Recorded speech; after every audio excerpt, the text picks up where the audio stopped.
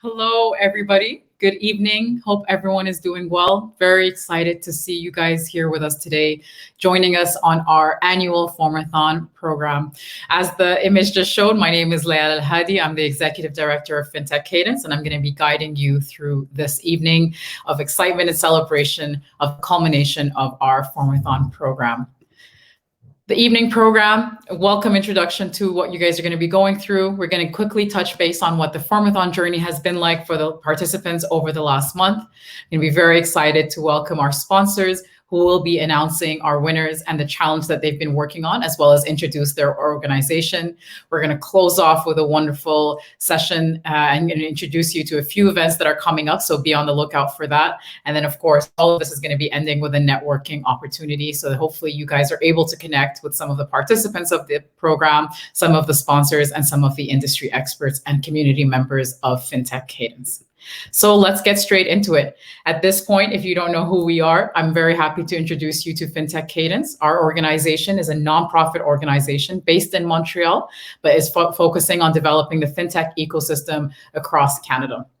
Our main objective with our organization is to develop the future FinTech leaders. That goes from anyone who wants to enter the FinTech space, or startups that are looking to build and develop, and lastly and not leastly, working with financial institutions as well in the development of the FinTech ecosystem and the FinTech leaders here in Canada. 3 things to remember about what we do as an organization. The first thing is education. We have certificate programs. We spend a lot of time making sure that those who are interested or those who are working within the sphere of finance or technology or entrepreneurship know what FinTech really is about and are as excited about it as we are. The second thing that we do is we support FinTech startups, and that is anyone who has an idea all the way till pre-seed and seed stage of development in their startups. And last but not least, we work directly with financial institutions to help them with their innovation strategies when it comes to FinTech and when it comes to developing any digital transformation or, as I mentioned, innovation solutions for their financial institution. So that's what we do as an organization. I'm very, very excited to also present to you today the sponsors and partners of the Formathon program. You will be hearing from them a little bit later on. They'll be introducing, as I mentioned, their organizations and themselves. We have Payments Canada, that was our sponsor this year, Expertus, an IBM company, and last but not least, Open Banking Initiative of Canada as well, sponsoring the Formathon program. So with that, let me just give you a very quick overview about what this program is. For those of you guys who are participants, you're familiar with this. For those who are industry experts, you guys experienced it. But for those of you who don't know what the program is, I want to tell you a little bit about why we at FinTech Cadence are very excited about this type of program. We really believe that the Formathon program is the seed to the innovation flow and funnel for FinTech in Canada. And I know that might seem very grandiose, but our goal really is to make sure that new ideas are funneling into the ecosystem, that challenges are being addressed head on, challenges for financial institutions and challenges for Canadian consumers at large. And that's why we look at the Formathon program as I mentioned, the seed and the flowing of the funnel for FinTech. To make this program happen, we really needed the support of animators. And while you might not see them today, I want to make sure I thank them on behalf of not only FinTech Cadence, but as well the teams that were working. We had 2 animators, Melanie Delgado and Karina Riviolo, who were working on supporting the teams across the path that I'm going to get into in a few seconds. And so what is the mission of the Formathon program? As I mentioned, the funnel and the entryway into FinTech. But what's really key to keep in mind is this program is focusing on making sure that open innovation is festering within the ecosystem and the sector in Canada, making sure that those who would like to develop specific skills, whether entrepreneurial or research, or skills within those 2 components are able to do so. And last but not least, but making sure that we are seeing solutions and new ideas cultivating within the ecosystem here. And so we focus on open innovation, talent nurturing, and last but not least, solution creation. Now, you're going to hear from the winning teams and the sponsors in a second, but I want to give you a bit of context. There are two sponsors challenges that were focused on creating a startup. Payments Canada and Expertus, an IBM company, will both be introducing their winners. And when you hear the winners pitch, those are the 2 teams that are focusing on building an actual FinTech startup following the competition. When Open Banking Initiative in Canada comes in, that's where we'll be seeing the research participants. And they were tasked with doing a deep dive and creating a thesis around the challenge that was presented by OBIC, Open Banking Initiative in Canada themselves. And they're really more focused on having an understanding of the problem so that it can then be developed on in the future by all stakeholders engaged in the sector. And those are the three teams that you're going to hear from as they go forward later on in the evening.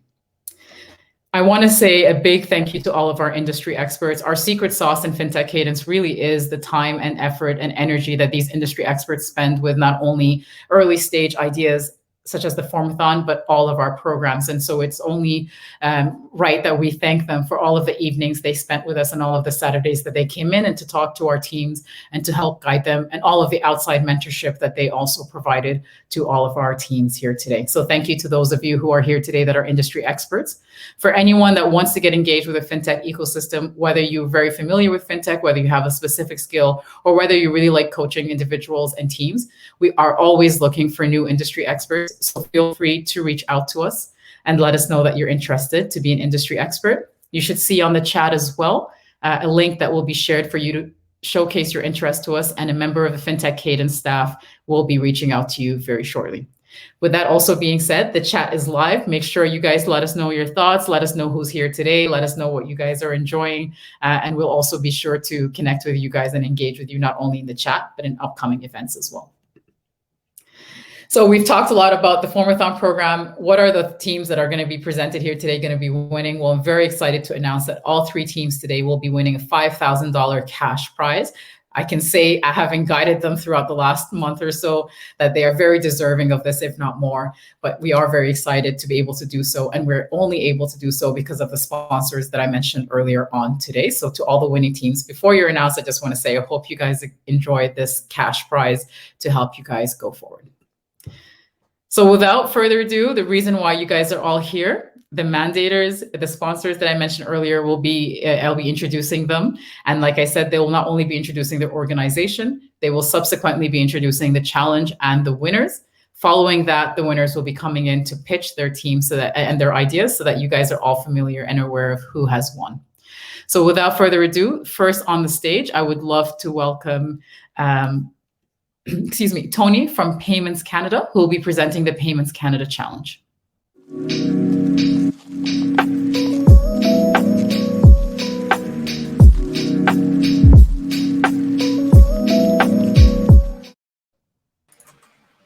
Hey, Lael, thank you. How are you doing? I'm good, thanks. Yourself? Excellent. Very excited to see your thoughts on the competition, get to learn a little bit more about Payments Canada and see who has won. Absolutely. So I just want to say thanks, everybody, for participating. We were all surprised by the quality of the pitches that were thrown. So to get started, I'll just introduce myself. So I'm Tony DeCash. I'm a manager at Payments Canada, and we're responsible for the API as well as the network and directory services at Payments Canada. What Payments Canada is we're a public purpose, non-for-profit organization that's fully funded by our members that participate in our systems. The Canadian economy depends on the exchange of billions of dollars each day, and Payments Canada ensures that these financial transactions in Canada are carried out safely and securely.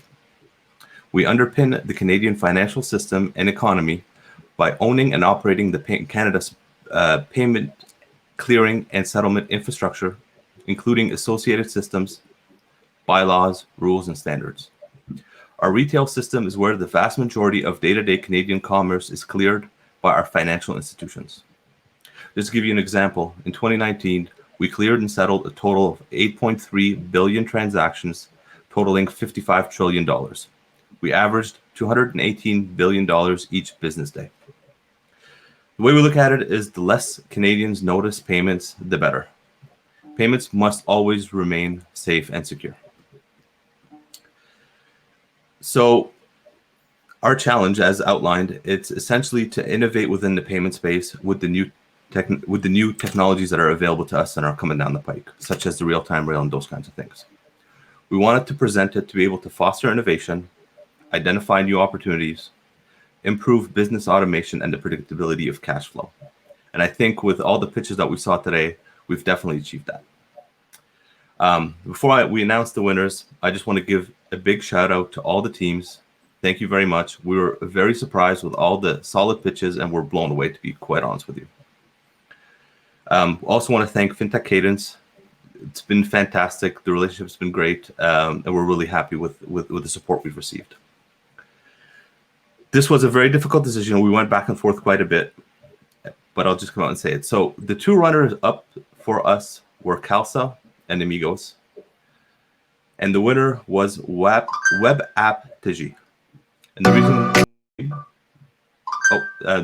reason we chose this team is they exceeded our expectations. They nailed the challenge with an original idea.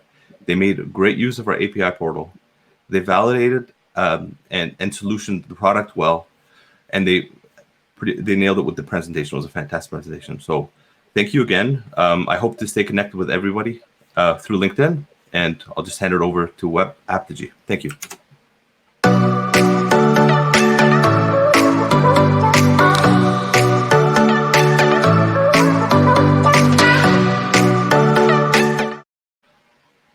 Amazing news. Congratulations, Vanchi and Web Aptegi.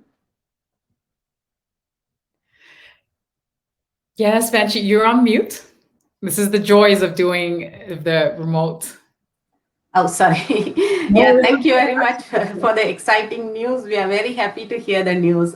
Yeah, we are so nervous whether we are the first one or we are the second, and so happy that we won the Payments Canada Challenge. Absolutely. And like Tony said, I know it was a very difficult decision, but you guys really showcased a very exciting solution. And so without further ado, I'm going to give you the opportunity to share your screen and get into your pitch so that everyone can hear the winning solution. Yeah, I'm sharing my screen. Yeah, let me know when I can. Yeah, absolutely. Go ahead, Vanchi. Yeah. Hi all, I'm Lavanji and I'm here to talk about the challenges of the gig economy. This is John. He's a freelance contractor for construction works and he gets projects from multiple builders. Sometimes he gets his pay after a few weeks of his work. Sometimes he gets his pay as cash.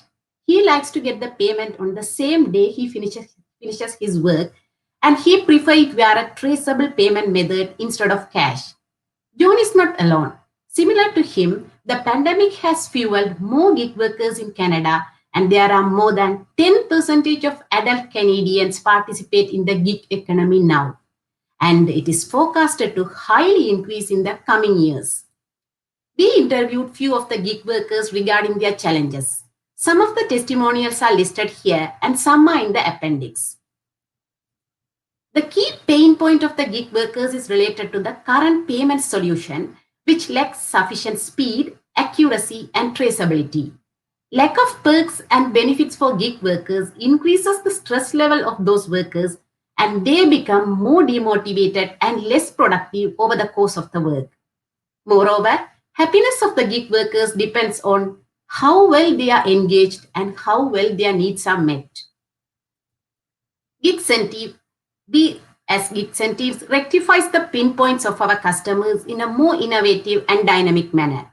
We provide multiple features in our platform to better engage the gig workers from onboarding till the work completion. We provide fast payments using the Payment Canada's real-time Rails service. Depends on the payment approval rules set by the employers, the gig workers can get the payments processed in real time once they submit their invoice through our platform. We eliminate the unnecessary waiting time in the process. Further, we partner with famous merchants, training institutes, and service providers in Canada to provide perks, training promotions, and merchant offers for gig workers through our platform. Employers who use our platform can get these perks available to their gig workers. Isn't it a win-win situation for both the gig workers and the SMEs? GigPlace is the internal communication platform where you can socialize and create an internal network with your team.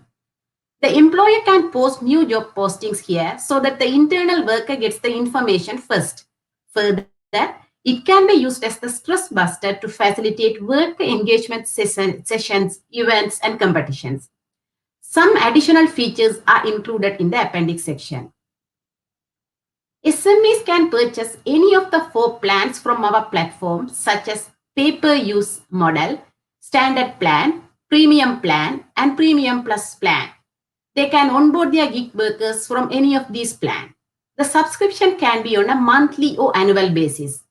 Some of the highly expected features like real-time payment, merchant perks, and work training promotions are available for the premium plan members, and some are available for the premium plus plan members. Getting quick access to cash with a single click is the best feeling for a gig worker. Gig workers feel they are respected and valued when they are paid faster in real time. When a gig worker receives workplace training in a discounted price, it not only improves their skill set, but also improves their work quality. When an employer facilitates the needs and wants of the worker, they can attract the best talent and make them stay loyal to them. Therefore, SMEs can get the most value out of our platform. We analyzed the gig economy and performed our market research over the last 3 weeks and came up with this Gigcentive sample website. Currently, we are at the start of the software development stage. We need to further build the inside features and develop the mobile application in the near future. We are looking for any network which can introduce us to SMEs dealing with gig workers to onboard into our platform. Further, we seek partnerships with merchants and training institutes to provide special offers through our platform for gig workers. Eventually, we are planning to seek seed funding from venture capitalists. We are Team Web Aptegi, and we have Canadian industry experience, particularly with the big 5 banks in the gig economy. Join us to facilitate an empowered gig economy to make an impact in 1 out of 10 Canadian workers' life. Thank you. Amazing. Wonderful. And congratulations, Vantri. That's a brilliant idea. I can't wait to see where you and your team take it in the next steps. Congratulations again for winning the Payments Canada prize. And I look forward, like I said, to connect with you following the competition. Sure. Thank you very much, Laila. Thank you all for your support. And we really appreciate all your hard work behind the scene, because we are here because of you all. Thank you very much again. Absolutely appreciate it. Thank you, Vantri. All right, so congratulations to Team Web Aptegi. Without further ado, I'm going to bring on Jan from Expertus, an IBM company. Welcome, Jan.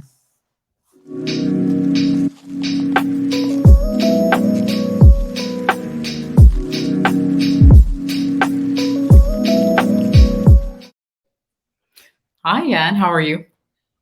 Hi, Alaya. How are you? I'm good, thanks. Good, good. Excellent. So welcome. I'm going to give you the mic to introduce your Expertus, yourself, and the prize winners. Sure. So my name is Jan Avery. I'm the Chief Technology Officer at Expertus, now an IBM company. Expertus is a Montreal-based fintech, and we recently got acquired by IBM in last December. We've been around for 20 years now, and we operate mainly in the payment space, more particularly, in large value and cross-border payments. We provide software solutions that typically power wire rooms and help corporates with their treasury management. Our systems process over $50 billion a day worth of payments. So yeah. Our customers are typically banks and large corporates, mainly in Quebec, but we also have some presence in the rest of Canada as well as the US. But with the recent IBM acquisition, the Expertus footprint will also become cross-border, just like the payments we process, with an even stronger presence across the globe in the near future. Expertus being itself a fintech and knowing what it's like to be a startup or a scale-up, we understand the different challenges that the smaller sized companies are facing when dealing with large corporates or banks who look down on them and are very reluctant in doing business with them because they feel, insecure about the ability for these fintechs and scale-ups to keep their data secure. As everyone knows, the financial sector is a highly regulated space, and cybersecurity is paramount. Banks have high security measures in place, and they're expecting that the business partners they're working with also have a security in place, which is as secure as theirs. So the challenge we mandated FinTech Cadence participants to work on was to build a product or a solution that would help startups raise the bar in regards to cybersecurity and that would also allow them to gain the trust from banks and corporates they're trying to do business with. Sometimes for fintech startups and scale-ups, it's like David versus Goliath. And we think it's a good opportunity for cybersecurity solution that can help transform this relationship along the way. So over the couple of past weeks, I've met with many talented candidates, and I've been working on this. I've been working on the cybersecurity challenge, and I've seen and heard many creative ideas. I also witnessed great progress and great developments throughout the different weeks, collaborating with these different teams. It's always very exciting to see that coming up. On behalf of Expertus and myself personally, I want to thank FinTech Cadence for the opportunity, but most of all, I want to thank all participants for their efforts and their contribution. And I also strongly encourage everyone to keep crushing it even after the Formathon is over. And now for the moment, like everyone was waiting for, I first need to tell you that it was not an easy decision. All participants had really nice projects that they were presenting, but there has to be only a single winner. So the winner for the cybersecurity challenge is, drumroll, Cathexis.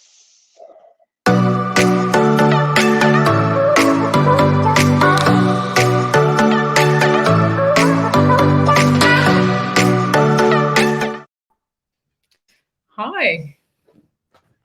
Hi there. Congratulations. And thank you very much.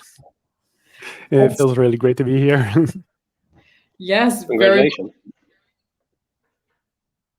Excellent. Very well deserved, Fred. Very, very excited to have you be here representing your team. Congrats to not only you, but your full team. Without further ado, I'm going to give you the stage so that you can introduce your idea so that all of our audience can see the winning team's presentation. Thank you very much. So, hey there, everyone. My name is Fred. I'm representing Team Cathexis, and we are on the startup track for the cybersecurity challenge, as has been so delightfully introduced by Jan. So, what do you think? Are you more likely to be hit by lightning or to win the jackpot? Let's say the lottery is 1 in 13 millions, because the more money you win, the less likely you are to win. And then contrast that to the chance of being hit by lightning, which is about 1 in 70,000. It's much easier to imagine yourself winning the lottery than getting hit by lightning, right? What this is called it's called optimism bias. And it makes you think that good things are more likely than they are to happen to you, and bad things are less likely than they truly are to happen to you.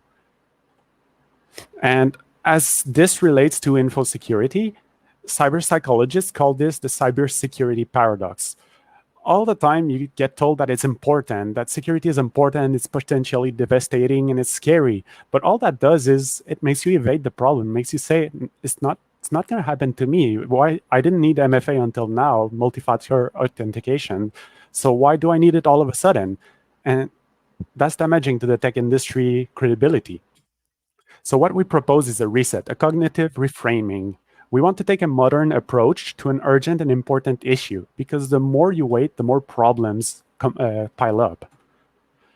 You, your employees, your clients, your users, you all know you need cybersecurity. But how do you do this? Most businesses are unprepared. It takes, on average, 207 days to find a breach, and then you're understaffed. Once you find that breach, it takes, on average, 73 days to contain it.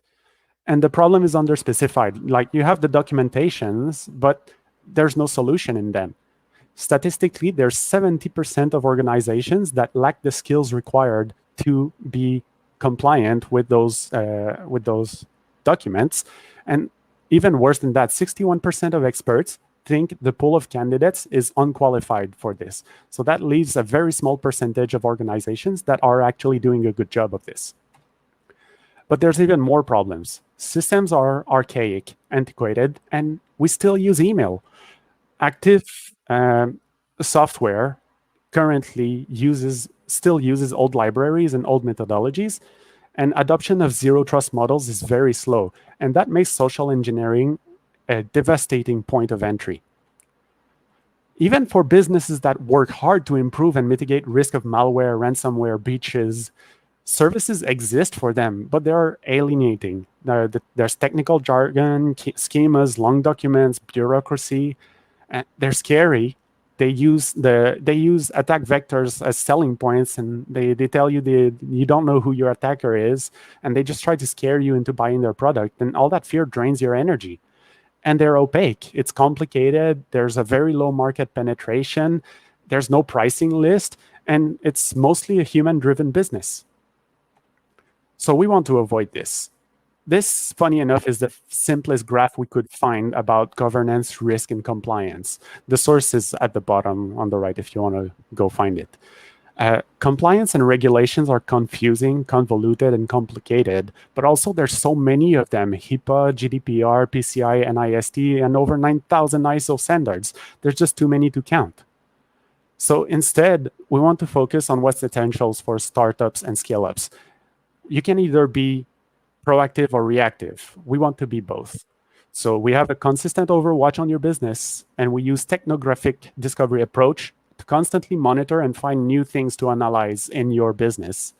And we are reactive as well, because we allow you to be reactive, because we report new findings immediately, and we even have automated lockdown measures in bad cases. So let's go through how you would integrate us in Cats for Cash. This, imagine you're making a business. It's Cats for Cash. You're a fintech startup, and you want to know where will you use our platform. So Cats for Cash is a software as a service. As a cat, you want to be able to monetize yourself. It's kind of like the Fiverr for cats. So as you brainstorm, you look at all the open source actionable checklists that we created and we make available on our website for free. And as you find your ideas, you look at which checklists you need to be compliant with. So you want to process payments, you have PCI. You want to provide health services to other cats, you need to be compliant with HIPAA. You want to deal with North American cats and European cats as well, you need GDPR. So you keep all of that in mind while you're ideating, and all you do is select the checklists.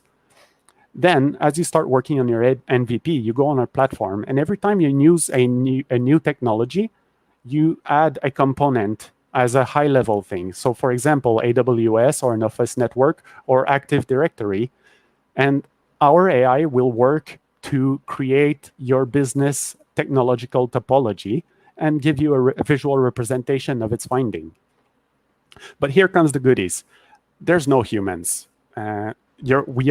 Our system is constantly scouting and scouring for security vectors in your business. You don't need a dedicated InfoSec team, information security. So what we do breach and attack simulations, vulnerability scans, standards and regulations and compliance scans for you constantly. And we give you the monthly reports, because what you really want is to gain the trust of your partners. And we help you achieve that by generating not only the monthly reports, but also we have immediate reports like was said earlier when we find new threats. So in that sense, we're both reactive and proactive. You can find issues before they become problems. So we want you to feel like you're having a cohesive journey with us. Through recognition with our reports, you see your progress, you are incentivized to continue, and it's easy to keep good security practices. We give you the opportunity to learn by providing you a comprehensive knowledge base with the free open source checklists, and we help you make better decisions with a transparent price and actionable reports. We help you focus your effort on what's critical, and we give you purpose. Because all of that fosters a positive cultures, and it creates advocates for a product. We are a small team, and we are well-rounded. I'm Fred, accounting for software, architecture, automation, machine learning. I have over a decade of experience. We have Nasaiba, who is a certified compliance expert, Naga, a freelance front-end developer who has a background of aeronautics, and Lauren, who has 8 years of content marketing experience and also specializes in economics.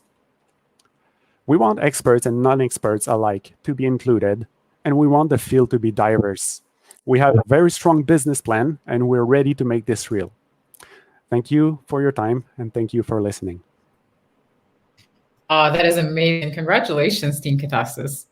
And by the Thank way, you. thank you for simplifying cybersecurity and regulations for me with cat images. Even though I'm a dog person, I still it really helps on my side. So thank you very much, Fred.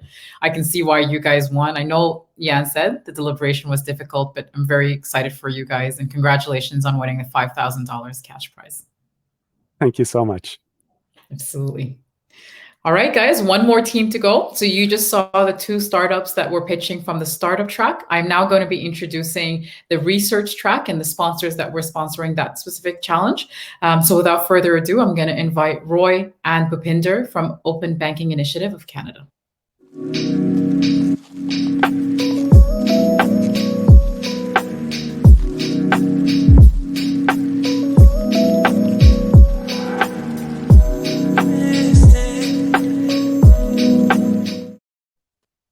Hi, Roy. Hello, Bhupinder. Hi there, Lael. You guys are doing well, I'm Hello. hoping. Yeah, hang in there. Excellent. Love to hear it. Love to see it. Roy, I'm going to hand it over for you to do the introductions.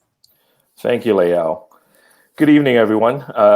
First of all, it's very strange to see that picture of me wearing a sport coat. I can't remember when the last time I wore a sport coat was, given the pandemic. But I'm Roy Kao, and along with Bhupinder Saini, we represent Open Banking Initiative Canada. I'm a member of the board with OBIC, and Bhupinder is managing director as well as co-founder of the organization. A little bit in background on OBIC. Open Banking Initiative Canada is a nonprofit advocacy group established to play a leading role in the development of a market-driven open banking framework in Canada. We gathered leading minds and voices in financial services, technology, as well as the regulatory space, and combined with a shared passion to ensure that consumers and small businesses are well represented to give Canadians choice and control over their financial data. We seek to foster a trust framework among all stakeholders and be a single voice, convening the conversation among all key stakeholders and participants. And these include consumers, small businesses, the fintechs, large and small, banks and the various financial institutions, and technology and service providers and enablers. To find out more about OBIC, please check us out on obicanada.ca, where you can also download the Open Banking Manifesto that was released in April. We are a very new organization, and we are pleased to be here and to be a partner with FinTech Cadence. And a special shout out to the whole team, Lael, Gigi, Nina, Karina, and Molly for the countless hours in the past few weeks on weekdays and weekends that you devoted to making this happen for us. So we're proud to be a partner. So to give you a little context, our question and challenge track in this case for research was, through using an open banking service framework, how can we improve budgeting and financial services for those with regular incomes? And the regular income crowd is a very large, well-defined crowd that includes the gig workers, the contractors, and as well as the occasional workers who may be part-time. Particularly in this unprecedented pandemic environment, the recent employment trends, even before this pandemic, upended the global economic and employment norms. Workers have been both voluntarily as well as involuntarily accelerating a shift towards scenarios beyond the boundary of the traditional full-time employment framework. And so through these new frameworks, to range from more commonly hour wage earning employment to the recent development as a part of the on-demand economy. So those of you who have ever used the Uber or Lyft or ordered, as many of us have, from Skip the Dishes or Uber Eats, know.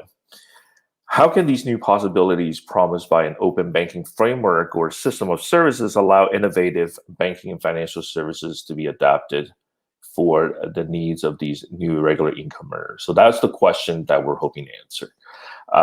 We were, just like the other sponsors, blown away by the quality and the depth of the research winning of all the teams, including the winning team. And my partner, Bhupinder, will be on later to present the winning team.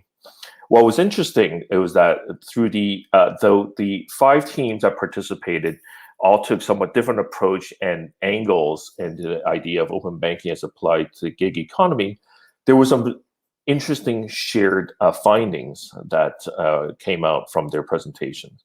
And it's not unsurprising that in Canada, for example, that we all found policy to be an important for the positive outcome of open banking.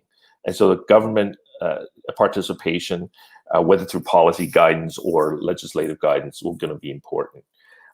Everybody also realized that the burden was disproportionately heavy on new Canadians, particularly through the unprecedented pandemic period. Other things like data mobility, both including international data mobility, will be very important to enable not only open banking, but what some have now called open finance and open economy. Government policy modernization and regulatory framework realignment and unification are going to be very important as well. And lastly, other things like financial literacy levels are proving to be inadequate, a belief that we all share, and I particularly have been very passionate about, and that open banking impact may be lessened unless the consumers are better educated, and that incumbent financial institutions are not yet fully motivated to tackle key questions, still dependent on their current revenue streams and the models as they remain relatively safe and protected. As well, the common theme that as expertise has also shared, that data protection and privacy will continue to be a top priority concern for consumers and users. And so before I pass this over this stage to my partner Bhupinder, I just wanted to let all the team's members who've been present, and thank you again for presenting. We were blown away by the quality. What you failed to do miserably is, in fact, to make it easy for us to choose the winning team. But we had to take the difficult task, and we deliberated for much longer than I think Gigi and Karina were comfortable with. We got pushed to make a decision quickly. But before I hand the stage over, I also want to extend an open invitation to all the teams for an opportunity to present to OBIC, our board, as well as the members of the OBIC, because your incredible research and your contact with the global perspectives, I think will be very, very important for our fellow board members and other members to see. So without further ado, I'm going to pass the mic, the proverbial mic, over to Bhupinder for him to present the winning team and share some thoughts about the presentations we saw today. Thank you, Roy. So first of all, I would think thanks to FinTech Cadence for organizing and giving OBIC a chance to be one of the sponsors. So tremendous support from the FinTech Cadence team, and I think this is just the beginning. So we will obviously be looking forward to extend this relationship in coming years. Now coming to this particular event and the challenge, I think the challenge was pretty tough because, to be honest, this was kind of a very niche edge case, which I think we put in the research track. So first of all the teams, I think the research work was tremendous. The presentations were, I think, pretty sleek and good. But as Roy mentioned, that we had a really tough time to figure out who is the winner going to be for this research track. So I think we consider all the options, and we had to consider all the parameters which were given to us to choose a winner. But I can tell you that even after that, it was very close. So first of all, I will just say that the top two contenders, which me and Roy were spent extended time debating. So these two top contenders were almost equal winners in my mind, but I will just reveal the top two contenders before I say who the winner is. So Mosaic team and the N of 9 team were the top two contenders for the OBIC Research Track Challenge. And as I said, like, the decision to select the winner was now based on very narrow criteria in the end. And so at this stage, I think I like to congratulate N of 9 team for winning the OBIC Research Track. Their presentation, their research work was tremendous, and I think me and Roy were very close on picking either of those. But yes, the OBIC Research Track winning team is N of 9. So congratulations to the winning team.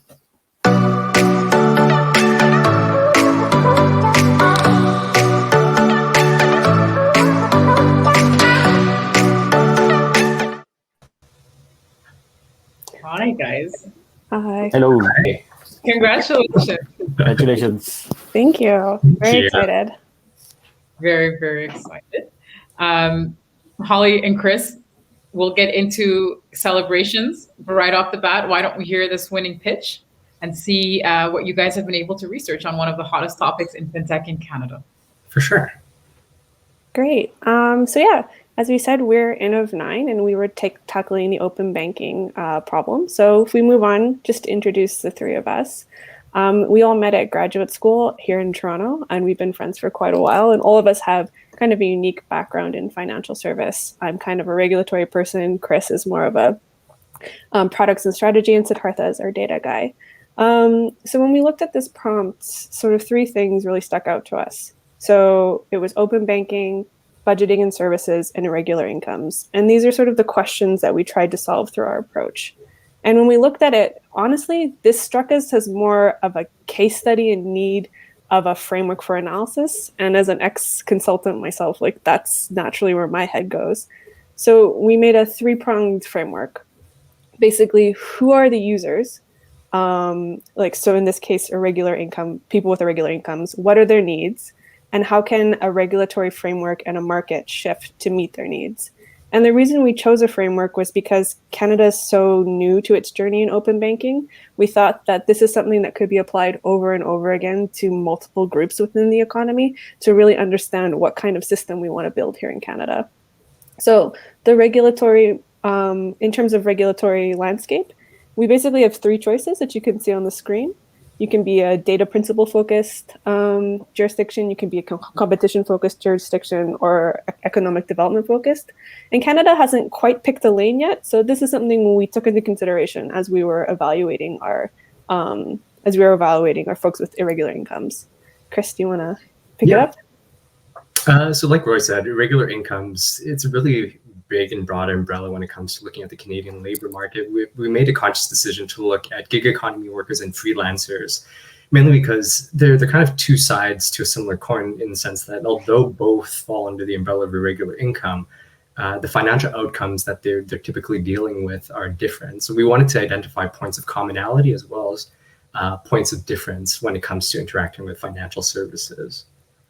Likewise, when it came to figuring out and defining the service ecosystem in Canada, we conducted a market scan.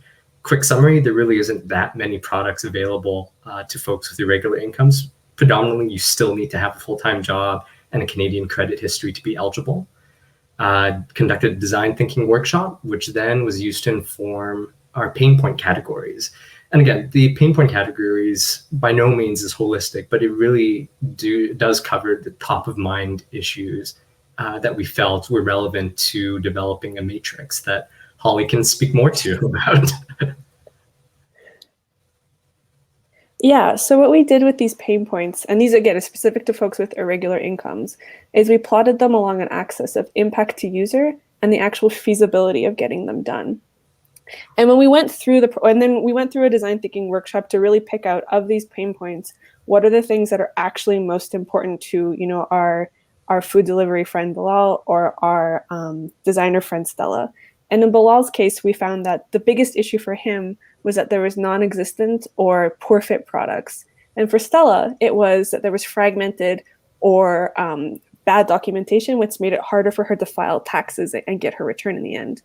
And if you notice, this was actually a really interesting finding for us because it showed that it was very high impact, but really low feasibility in terms of the Canadian system as it stands right now. But, a lot of times when we talk about open banking, we often talk about it as this like panacea that can solve, all of our financial problems.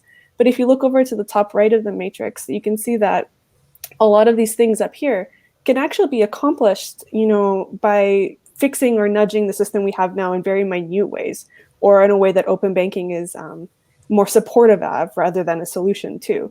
So what we proposed with this framework was to run it multiple times with many different kinds of folks, because we're at a very nascent stage here in Canada with open banking, and to find out, where are those real pain points that end up in that top left-hand part of the matrix, so that we can use it as an information source to inform the design of the Canadian open banking system to come. So these were kind of our long-term priorities or policy solutions that we proposed. Essentially, we said Canada needs to pick a lane, decide what kind of open banking system it wants to have, a competition-focused one, a data principle-focused one, a economic development-focused one. And to do that, they need to really understand who benefits from a system like this. The governance needs to be clearly outlined. Like, I've worked in quite a few different locations, and Canada has one of the more complex regulatory environments I've seen, so this is a really big one. We need to invest in technical architecture, like our friends who are developing the real-time rails. Like, these really need to be in reality before open banking can really work in Canada. And finally, slightly controversial point, we need to spend money and time upskilling folks at the government and at the regulator and even in industry so that they both understand the kind of technology that's coming down the line and can actually regulate it and make it impactful. So this is exciting. We're so glad that we won, and we really hope that OBIC sees it as something that they can use into the future. Yeah, absolutely, Holly and Chris. So how are you guys feeling? You guys just won. You guys have been doing a lot of research. Let's get to see how you guys are really, how the emotions are. Very surreal, very surprised. Again, we've worked together on in a classroom environment, so this was a different spin to work and engage this way. Plus, Holly just got back from Asia recently, so it was kind of like a coming back to Canada intro 101. Yeah, no, it's great. Yeah, we couldn't have made it more enjoyable, hopefully, for you, Holly. Mm-hmm. But I do want to thank you guys very much. I'm fascinated by the work that you guys are doing. And I just want to remind you what the offer that Roy and Bhupinder said earlier for you guys to be able to present. And I'm sure they're going to follow up with you to take you up on that, to present to their members and their board members, excuse me. But on behalf of FinTech Cadence and OBIC, I cannot congratulate you enough, Holly and Chris, and the rest of the team on the phenomenal work you guys have done. Great. Thank you so much. Thank you, guys. All right, everybody, with that, those are the three winners of the three challenges. I want to just make sure that everyone caught what Roy said, because I think it's really valuable. For those of you guys who are in the research track, he's offering and opening the doors to let you guys carry on the research that way and be able to present, like I mentioned, to the board members. And I think that's really phenomenal and a great step from OBIC and a great hand reaching out to make sure that a lot of the work that you guys have done over the last 3 months is captured and is developed further. At this time, I want to say congratulations to all of the teams. Unfortunately, we can only pick 3 winners, but I've personally seen, and the FinTech Cadence team has seen you guys pitch. We've seen the work that you guys have done, and there are some really strong and brilliant ideas that you guys have worked on over the last month. I hope you are not discouraged by not winning. I hope this is the beginning for you. We'll be reaching out to you guys privately. And like we said, we're always here, and this is exactly what we focus on. This is exactly what motivates us, is helping individuals like you who are trying to get ideas off the ground, or who are trying to deepen the research on what's happening around open banking. So I wanted to say congratulations to the winning teams. I hope you enjoy and celebrate tonight's success. For those of you who didn't win, this is not the end, only but the beginning, and FinTech Cadence will make sure to connect with you and help you guys on your next step. And so on behalf of everybody listening, I'm going to give you a big round of applause for the work that was done and presented. For all of the audience, if you guys are interested in seeing the rest of the team's work, we will be uploading the videos on YouTube, so make sure you guys be on the lookout for that. Before you guys leave, I do want to just let you guys know that FinTech Cadence has quite a few exciting events coming up. I know summertime is coming. I know you guys want to be outside, and we're going to make sure that you guys have as many opportunities to do that as possible. But we also want to make sure you guys are still looking and engaging with the FinTech ecosystem at large across Canada. So 2 events to schedule into your calendars. The first one is a challenge that we're working with Desjardins and Startup in Residence team out of Desjardins. This is really one of the first times we've done this, and one of the first times we've really seen such a focused climate change challenge. And so Desjardins has proposed all fintechs that are trying to address the climate challenge with this competition. They're going to be giving away up to $45,000 in cash prizes, but most excitingly, they also have a possibility for the winning team to get up to $250,000 in investment and entry into the Startup in Residence program. This is really unprecedented and something that's quite exciting. If you want to see who the top 5 finalists are going to be and watch the exciting demo day for the finalists, that's coming up on Tuesday, June 22nd from 4 p.m. to 6 p.m. Eastern. Make sure you don't miss it. And you'll also be able to hear from the Desjardins team and see what these startups have been working on over the last few years. And then the last event I'm going to encourage you guys to add to your calendar is our FinTech drinks, the infamous FinTech drinks. The next one we have coming up on July 21st, 5:30 p.m. to 7 p.m. Eastern, is Rising to the Challenge, Creating Inclusive Financial Services. And this is something that our most recent partner organization that we joined hands with, Innovate Financial Health, has a lot of extensive knowledge on. We're going to be having some very exciting conversations around really inclusivity of finance and financial services for Canadians, a topic that doesn't get enough attention if you ask me, but there's a lot of people, including the IFH lab team out of FinTech Cadence, that are working diligently on making sure that startups that are trying to address this challenge and research and stakeholders that are trying to address this challenge are doing so with as much support as possible. So if you want to hear about what that looks like, if you want to see and share a lens on the Canadian inclusivity in terms of financial services, make sure you register for the FinTech drinks and add it to your calendar. I will say all of our events are free, so don't hesitate. And for now, until we possibly can, we will be doing it virtually, but hopefully soon we'll be able to do it in person, because I know everyone's really looking forward to connecting with everyone.